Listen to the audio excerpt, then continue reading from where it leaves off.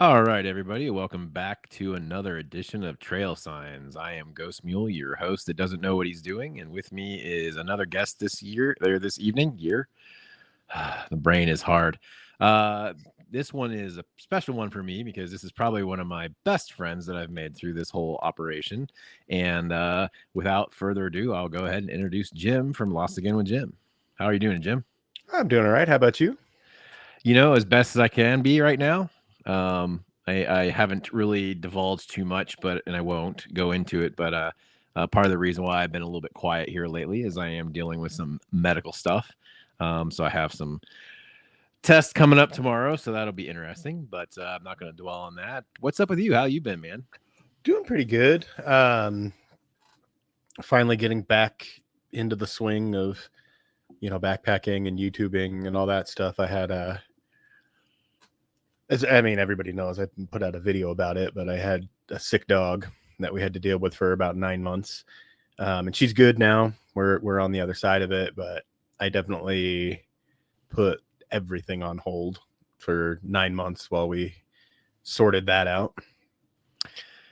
Yeah, I think a lot of people understand that sometimes you just have to put those much more tangible things into perspective ahead of everything else, and so it's. I think everybody there was pulling for you and Kiki there, but we're glad to see you back, man.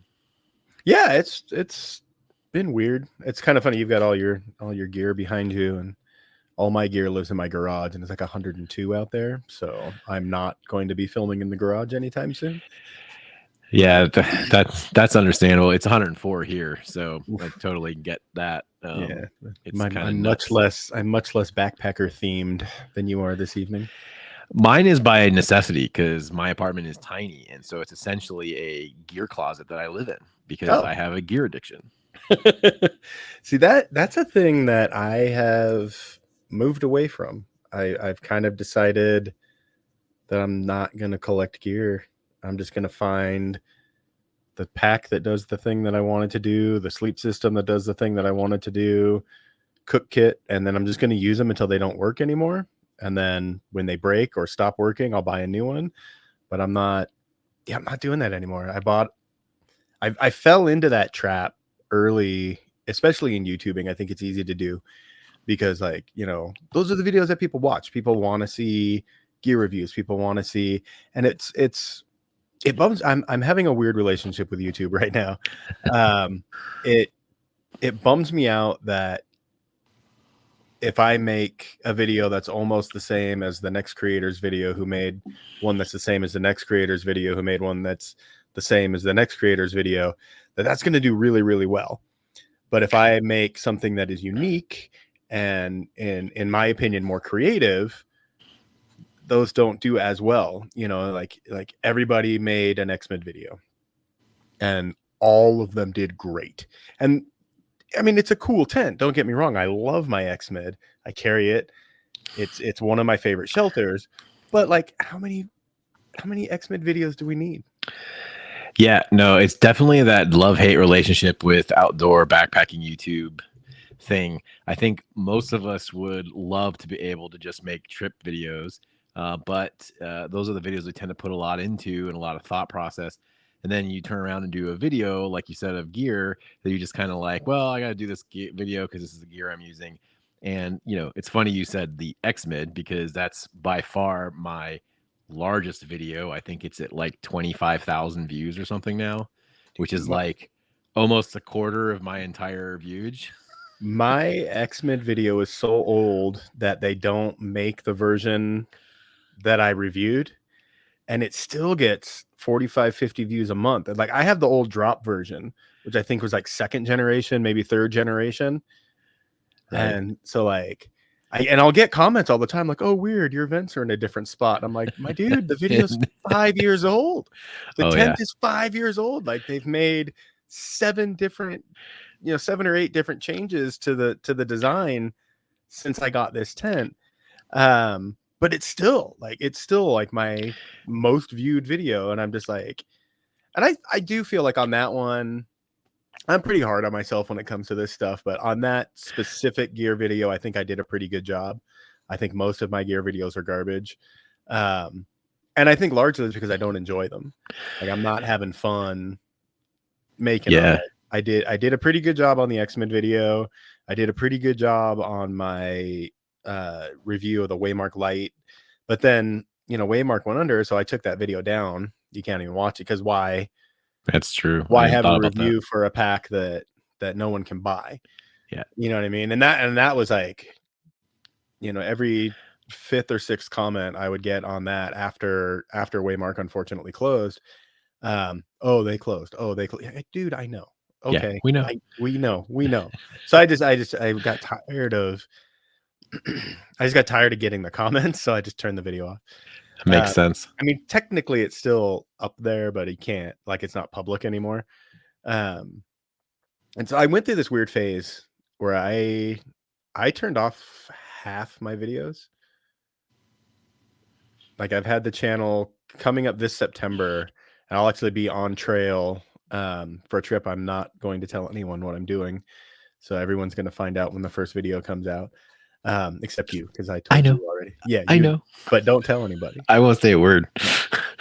Uh, and it's I don't know. That whole thing is weird too because it's a trip that I've tried and wasn't very successful at, and now I'm doing it again. I don't want to jinx it, so I'm just not telling anybody. I'm just going to go out. I'm going to do it. I'm going to complete it and then post the videos. No expectations. No expectations. Yeah, and it's just like, yeah, I don't want people asking about it like beforehand and making me nervous. So Right on. I'm just keeping it to myself until it's done. But um I went through this phase where I was just like, all right, I didn't think I did a very good job on this video, so we're going to turn it off. Or this video is not really relevant anymore, so I'm turning it off. So I've been, 6 years worth of YouTube, and for a long time I was putting out a video a week. So, you know, 6 years times however many weeks that is. And right now there's 130 active videos on my channel. Wow. So I just and I'll probably do it again. There's more that I could turn off. That's fair. Yeah. Well, for better or worse, I keep all my videos up because, I like to see the cringe sometimes. And, it helps show people that if they're just starting out, I was not as good as I am now back then. Yeah. That and I'm also lazy. So, but, it's interesting, the gear dichotomy, because gear is definitely, I think, one of those things that everybody loves to talk about, but publicly just says, "Oh, I hate talking about gear." But everybody talks about gear, right? I think that's a ubiquitous thing. Um, I in the past, I've called it the great equalizer. yeah. I think out of necessity, not even necessity. I think backpackers talk about gear because it's a common thing. You know what I mean? We don't Mhm. all hike the same trails. Like what I do in the Sierras is vastly different from what you do. Is vastly different from somebody, in who's hiking like Red River Gorge or something like that. And it's all so that we can't all necessarily like connect with these similar trail experiences because like I do a ton of off trail stuff in the Sierras, like places nobody's ever heard of. And so it's hard to talk to somebody from Kentucky about this route that I did in the Sierras. And like, I don't even know what any of that means. Like, I don't know where that is. I have no bearing, but we can talk about our backpack because Right. Yeah. we both have a backpack. We can talk about our quilt because we both have a quilt. And so I think it's a good like conversation starter, but I also like those conversations are always awkward for me because even with the stuff that I have and that I use, I don't know a ton about it. Like, I'll talk to you or to Devin or all these other backpackers, and it's oh yeah, it's made from this material and it weighs this much and it's got this, and I'm like, I put my stuff in it and I go on the trail and all my stuff stays in it, and you know what I mean. So I don't Yeah. have Yeah. I just don't have the interest, I guess, to learn a ton about it. Like I know what I like, I know what works for me, and that's kind of as far as I take it. Yeah. Well, for me, my interest comes from the fact that it's my occupation, which is just a weird thing in its own right. Like, Right. and if it makes you feel any better, I also ask Devin questions about gear because let's face it, every time I think I got a new piece of gear to show, like brand new, Devin's already got a video out on Oh yeah, he's already done it. Yeah, it. yeah. He We has love you, everything. Devin. He has everything. He Sometimes he does. has everything before you can even Yeah, get it. yeah, Like, dude's got some connections for yeah, sure. which is Well, go his ahead. like. He's a perfect example of why I don't like doing gear videos. And I know that's a weird way to lead into this, but just follow me down this rabbit hole. There are channels that do the gear thing exceptionally well. Devin is among them. Justin, the Canadian dude, Yes.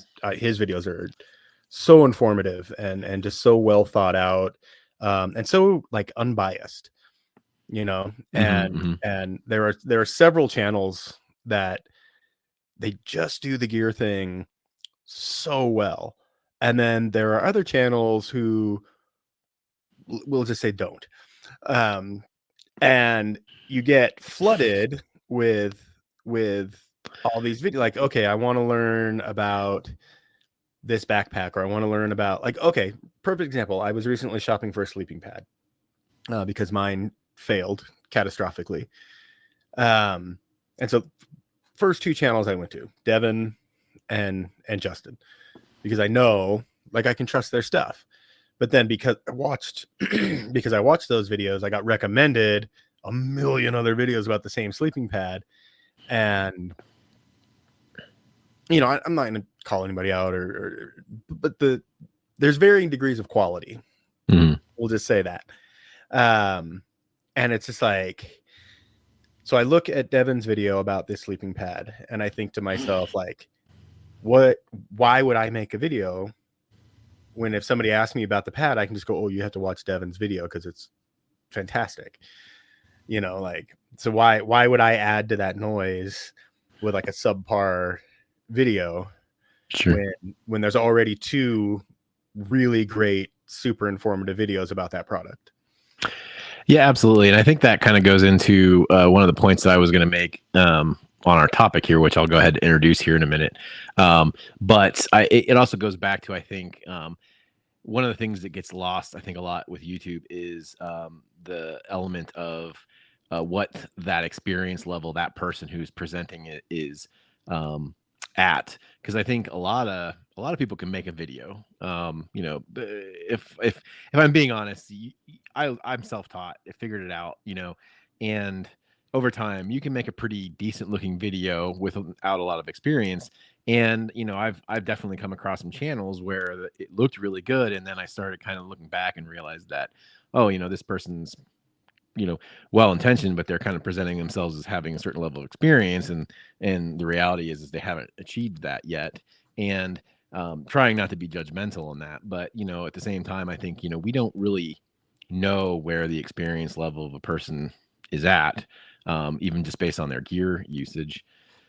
And so, yeah, the topic I think you brought up for this channel, for this video, was the fine line between checking out other gear other hikers are carrying without being judgmental.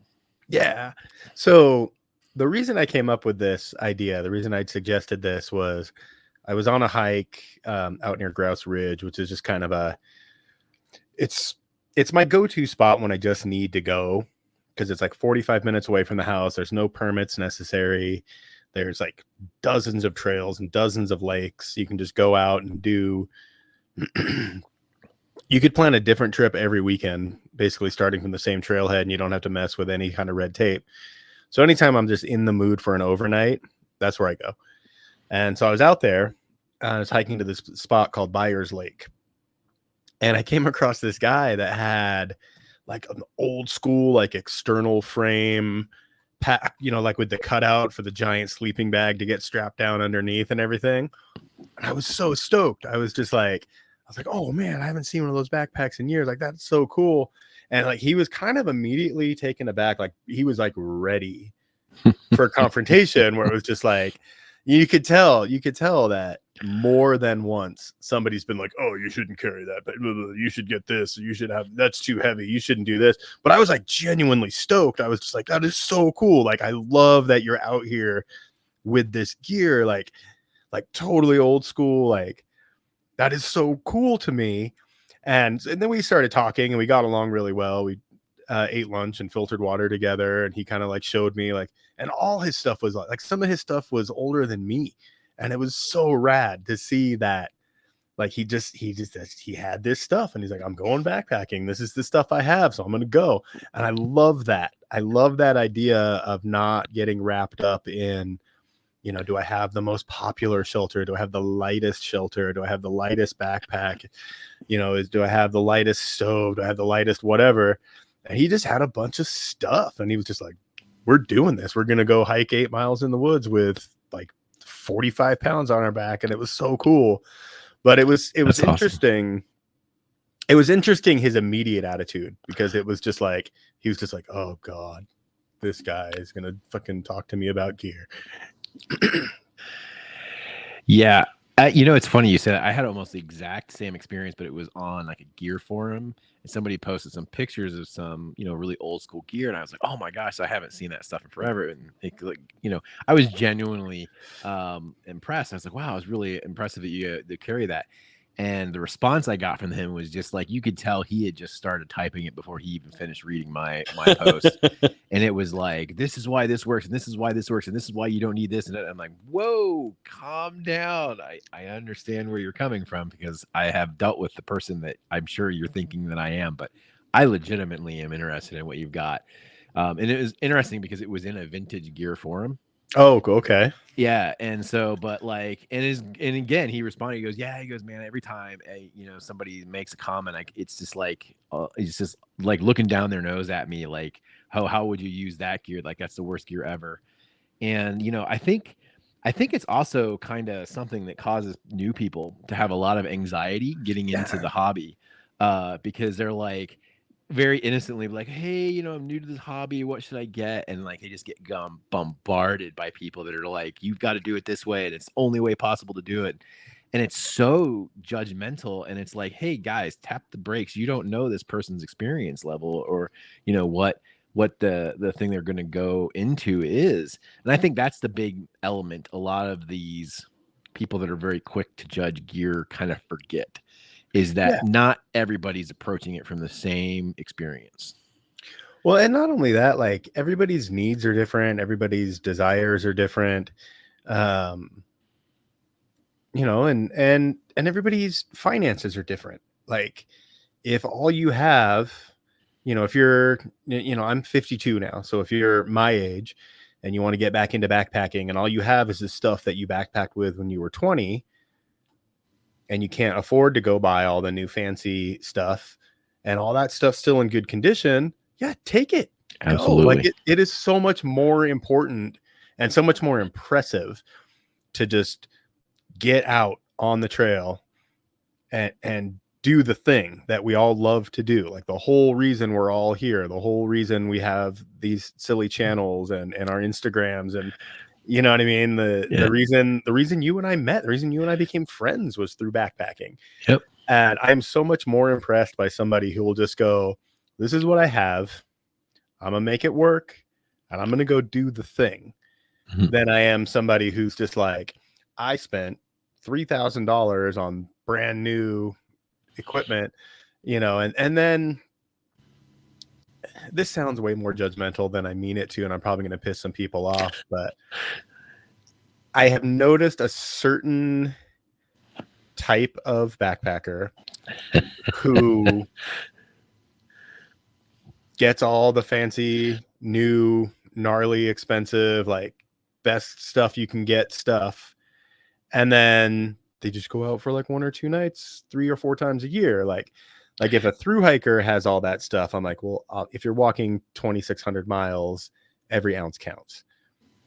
If you're going out 2 or 3 times a year for 1 or 2 nights, gives a shit what you carry. Yeah, absolutely. Yeah, you know, it is very interesting. You know, for me, it's kind of a different perspective because, again, occupation. But when I'm on trail, I hate to say this because again, this is going to make me seem kind of like a jerk, but I do look at what people are carrying, not in a sense that I'm trying to say, oh, you don't have that or anything, but I'm just curious. I'm curious to see what kind of things people are using because again, I'm in the industry, and so it's really important for me to see those kind of trends that are going on. And right now we definitely are in another uh big switch in trend. Things that are trending now are more cottage brand stuff, and we're kind of starting to see that more in the industry. It kind of seems to come in waves. Anyways, I digress. But like I said, I definitely do look at, and it's really easy, even with the best of intentions, to kind of look at something and go, oh, I think for me, where I get off from my initial curiosity is when I see thing like a really ill-fitted pack Yeah. or somebody who's doing something. And I think for me, it comes from more of a place of wanting to help. But I think, a lot of the things that I see people doing, like especially in the gear forums and stuff like that, is I'm sure they have the best of intentions of helping, but the way it comes across is it almost becomes like a competitive nature. Yeah, Like definitely. they're trying to outdo people, like because somebody will say, hey, what kind of stove should I use, and somebody else will say, oh, I love this stove, blah, blah. And another person comes immediately out of nowhere and be like, that's the worst stove ever, I tried using that once and I had a terrible experience. And it's like, well, that was your experience, man. Like it might work great for this person, you don't know. Right. Well, I think like especially when I'm on trail, I'm always kind of looking at people's packs, and it does come from a place of like genuine curiosity. And I've been really careful to never offer advice that wasn't asked for, because I feel like Absolutely. unsolicited advice is the worst. And I've been the victim of that a time or two when I'm on trail, Oh yeah. where somebody else will come up and go, oh, you have that pack. Why do you carry that? Oh, you have that. Why are you doing that?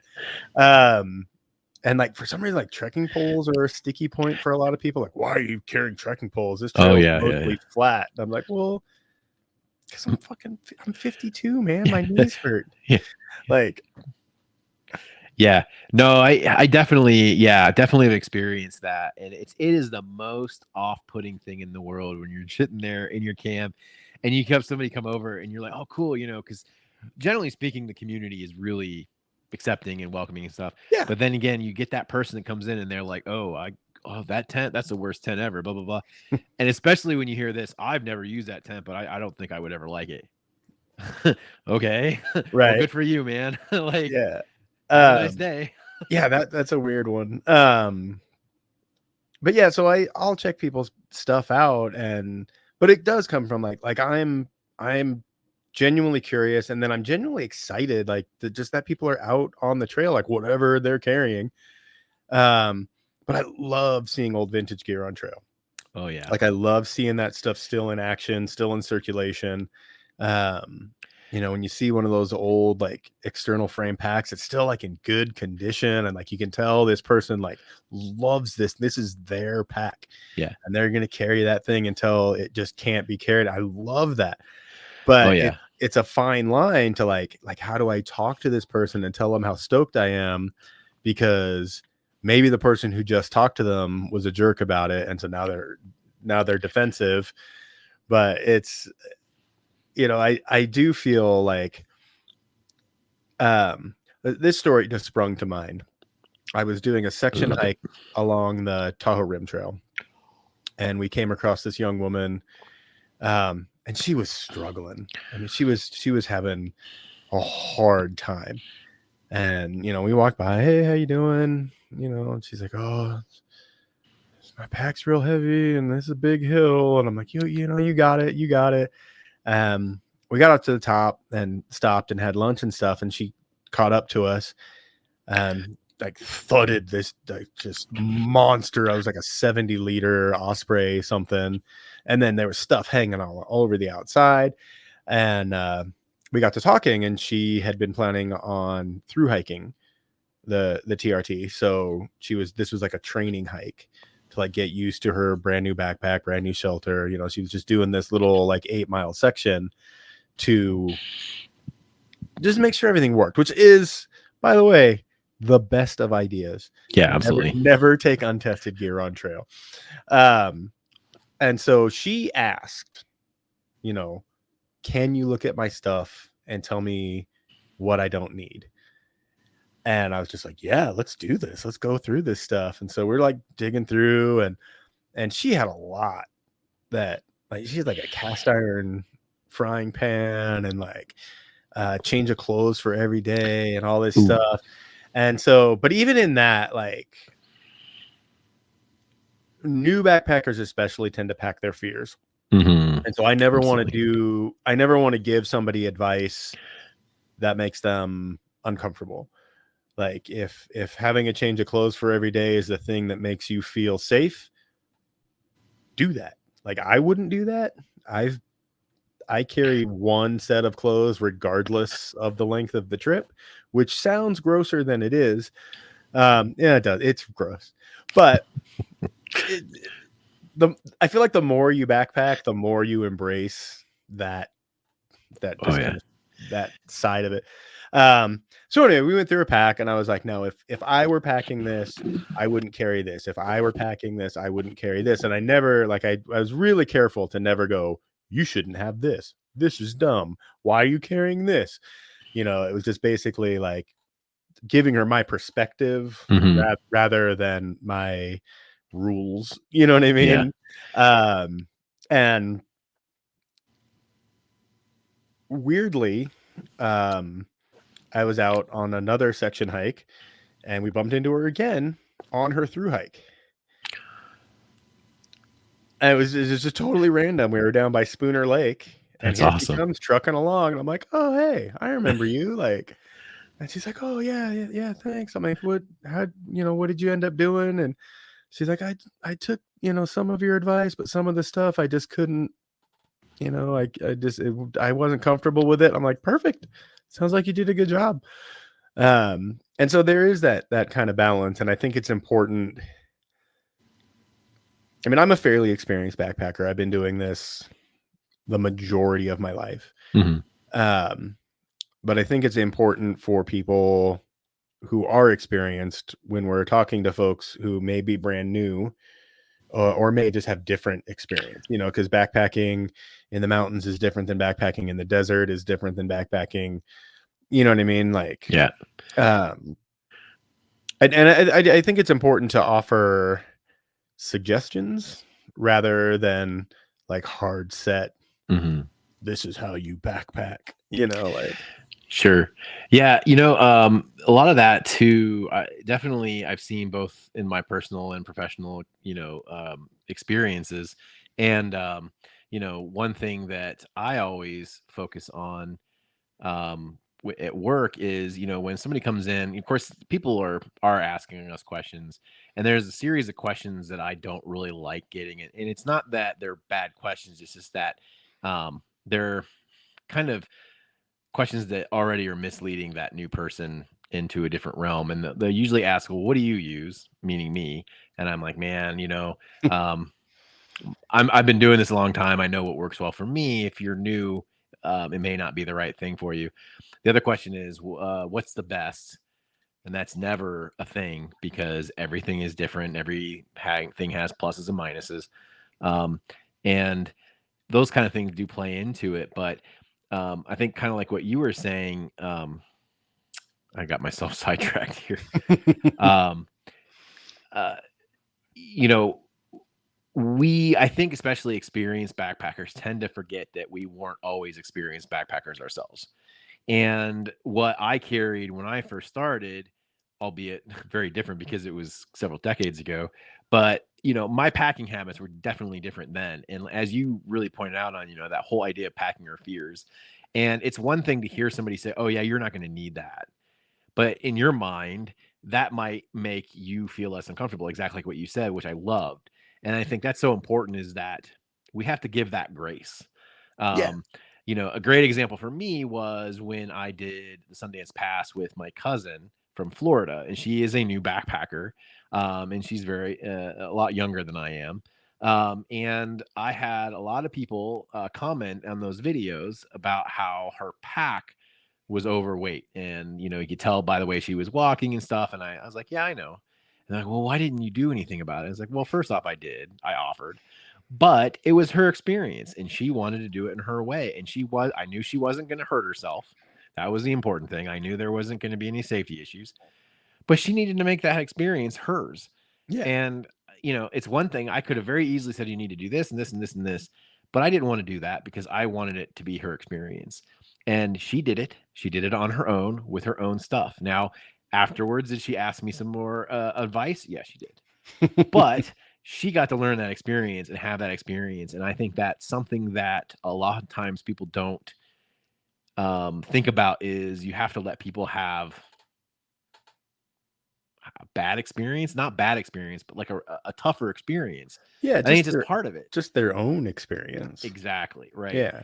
And so, that's the biggest thing that I think a lot of people get kind of caught up on is, you know, uh, you're trying to compare a person who's been backpacking for a long time and has their things set and they know what their comfort levels are versus somebody who hasn't had that yet.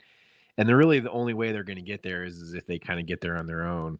And so I know that as a provider of gear, as a person who comes to me for advice, because I do have the added advantage of typically having that person wanting my input. Not always, Right. because there are definitely people that come in and that don't want it. That's fine. No worries. I'm here to help if you need me. But I am looking at making sure that they get the gear that's going to work best for them. The gear set that I'm probably going to recommend for a new backpacker, very different than somebody who's been doing it for a while and is looking to do a long hike or something. Not going to necessarily do the same thing for the same person because their needs are going to be very different. So typically when people come in the store, my first thing is I ask them questions. Okay, well, what are you looking to do? How long are you looking to go out? What kind of gear are you looking to carry? What are you hoping to get out of? What are your goals? Where are you going to be going? Things like that. And it's almost like an interview because I don't have a stamped, kit that I recommend to people because that would be dumb because everybody's different. And this is a wildly diverse community. Anybody who can do it. So yeah, I think that trying to put everybody into a cookie cutter based off of your own experience, you are potentially setting up another person for failure. Yeah, absolutely. And that's why, I mean, I think just through, having the YouTube channel and posting things on Instagram and just, especially people in my hometown, just knowing that I backpack as much as I backpack, I get a lot of questions. Obviously, not as many as you, because that's 8 hours of your day, 5 days a week. But I always try to approach it from, this is what I would do. It's not necessarily what you should do, but given the narrow parameters that you've given me with the gear that you have, that I would take this, I wouldn't take this, I wouldn't take this. And then if they ask why, obviously I'm like, oh, okay, well, this is why, and maybe this other piece of gear might be better because it does a similar thing. But I'm very cautious not to say you shouldn't do this or you should do this. I always approach it from like, I wouldn't necessarily carry this, and here's why. I would definitely carry this, and here's why. And I wish more people had that attitude, because like there is no one right answer. Everybody's gonna, you and I, we're both very experienced backpackers. Our kits are wildly different. You have what works for you, I have what works for me, and maybe like if we ever get to hike together, I'll see something in your kit and be like, oh man, I never thought of that. I should get that. And vice versa, you know what I mean? Like that happens all the time. Where I was just watching Rod Outdoors. Have you seen any of his videos? Oh yeah, I like Rod. Yeah. And he had this cool trick where he was sleeping on uneven ground under a tarp. So it was just his sleeping pad and a ground sheet, and then he's had the tarp over the top. And the ground was uneven, so he wasn't comfortable. So he stuffed his raincoat like in the hole and leveled the ground. And I was like, I've been backpacking for 25, 30 years, and I never thought of that. Like, that is such a great idea. That's the aspects of talking about gear that I love. So I don't necessarily like talking, like I don't want to talk specifically about like this exact piece of gear, but I like learning other people's tips and tricks. I like learning that you can stuff a raincoat under your sleeping pad to get better night's sleep. Like that was such a Absolutely. cool thing to pick up. Yeah. Maybe that's what we need to do. We need to start a new trend in the YouTube community of just sharing tips and like shortcuts and things like that. Maybe that can kind of offset some of that gear centric.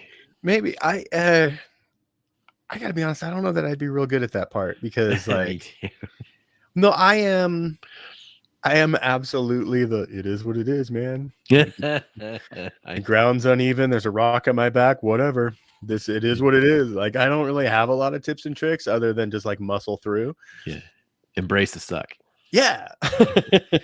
Well, you know, it's funny, you know, and I think that one of the easiest ways that we can, I feel like instead of telling a person what gear they need to use, it's more about giving them the tips or the tricks to be able to figure out for themselves what gear they need to Yeah. carry. And one thing that I do when somebody comes into me and they say, "Oh man, I'm trying to figure out how to lessen my load or whatever," I always say, "Look, go out on a trip. When you get done with that trip, take all of your gear." And go through it piece by piece and go, did I use this? Would I have used this? Did I use it at all? And those kind of questions. And then that can kind of give you an idea of, and that's a really good way of getting people to get beyond the packing their fears thing. Yeah. Because there, you're not telling them what gear they should or shouldn't bring. You are giving them an opportunity to evaluate it themselves. And so you're not saying don't carry this, but just look at this item and go, did I use it? Would I have possibly used it? And I can't remember the exact sequence of questions. And or am I just bringing this because, you know, I think I need to? I do that exact same thing to this day. That's how I went from carrying a damn near trauma kit because I'm a former paramedic down to a much smaller first aid kit. I went through it piece by piece. It's like never use that, never use that, never use that. It's like holy crap, I've used maybe 5 things out of this entire kit.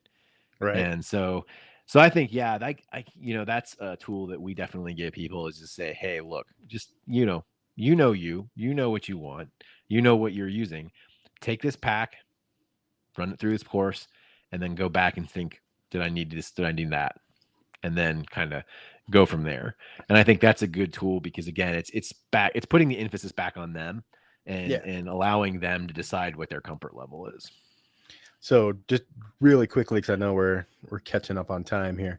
I literally have just been going through that because I have carried a larger internal frame backpack. It's a 50 liter.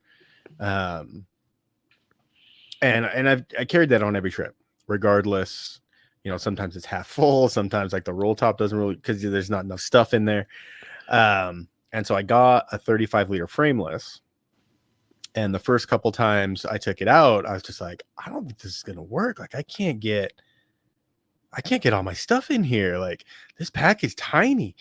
And so I did. I laid all my stuff out, and I'm like, this is all the stuff I carry on every trip. I don't think I've ever used this. So well, that's not going in the 35 liter. Okay. I use this like 2 or 3 times, but I have this other thing that does the same thing as this plus something else. You know, like, for example, like instead of carrying a windbreaker and a raincoat, just carry the raincoat because that does 2 things. And I ended up taking that 35 liter frameless for 4 days on the Lost Coast Trail with the BV 450 inside. Wow. Yeah. That is impressive. Yeah. The only thing that was strapped on the outside of the pack for the whole trip was my rain jacket. I got everything else I needed inside this 35 liter pack. And it was kind of interesting because like I was nervous. Like the first day we're hiking, I'm like, shoot, I don't have that. Oh man, I left that at home. Oh gosh, I don't have that. And we got to the end of the trip and I'm like, I wouldn't have needed it. And I was so much more comfortable with this 35 liter frameless on that terrain. I wouldn't necessarily take that pack on every trip, but the Lost Coast it's relatively flat. It's like rough, weird walking. So you're worrying about balance. And so having this tiny little pack that was just like right at my center of gravity, I was just like, it really enhanced the experience. But it was interesting in packing for that trip, because I was like, all right, I can't, this doesn't fit.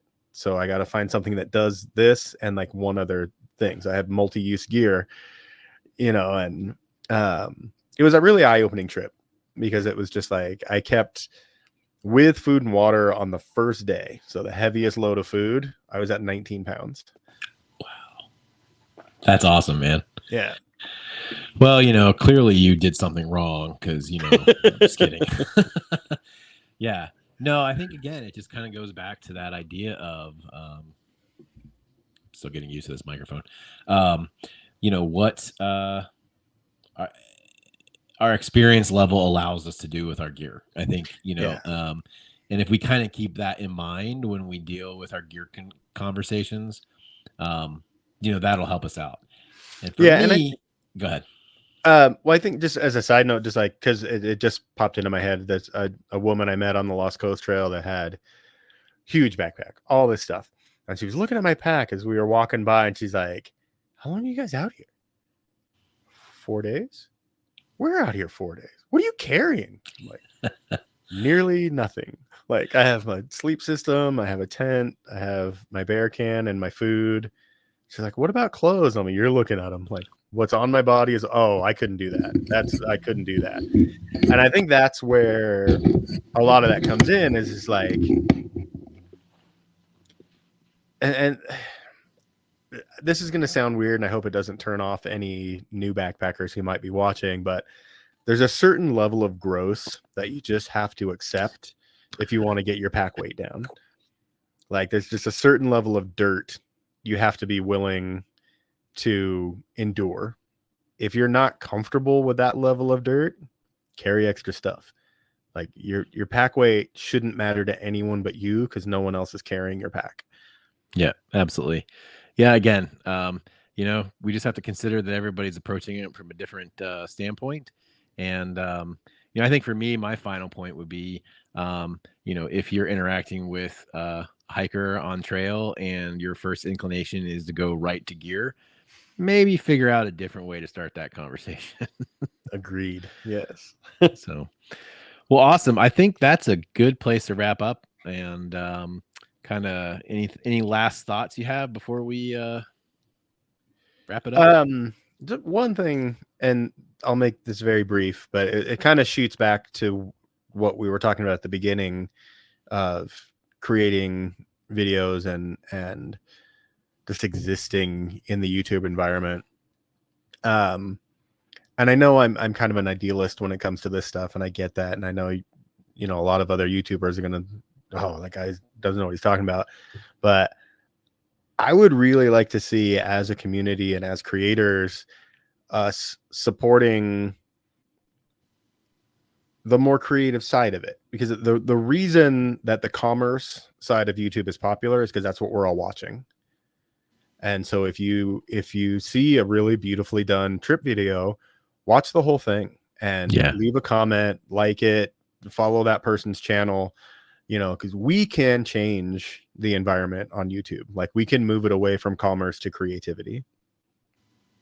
Yeah, absolutely. And, I know that a lot of people along those lines, what you're saying, I've heard people say, well, I get on here to learn stuff and I don't want to experience someone else's trip. But, for me, I see where they're coming from. But for me, I enjoy watching trips because it kind of reminds me of things that I've done. And I love seeing the memories and stuff that other people are making. And so, I get where people are coming from in that sense, but I don't know where I was going with that. Basically, what I guess I'm saying is that, that I think people can gain a lot from those trip videos. Like you said, if you give them a chance. And I think there's room for both. Like, I think one doesn't have to exist at the cost of the other.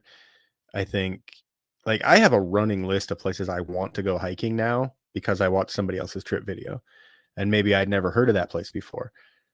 And so I'm like, oh gosh, I need to go to that place. I need to visit that trailhead. I need to go to that lake. And you don't get that from gear videos. So I think there's room for both. And I think in my approach moving forward, I'm going to leave the gear conversations to the people who enjoy it and are passionate about it. And I'm going to continue to make what I enjoy and what I'm passionate about. And I just hope that people come along for the ride, I guess. Yeah, absolutely. Yeah. I think for a lot of people in this community, though, the art is the passion. And I think we get to express that more in those trip videos. And so if you appreciate that art, please support that. And I definitely support your decision to kind of switch it up a little bit and focus more on what makes you happy. Yeah. I think that's what everybody should do. It shouldn't feel like work. It's all a hobby, Yep, except for the people who it is actually their job. Then this is still my hobby, though. Like, yeah, me too. There's a distinction. Yeah, but yeah, I think that's probably it.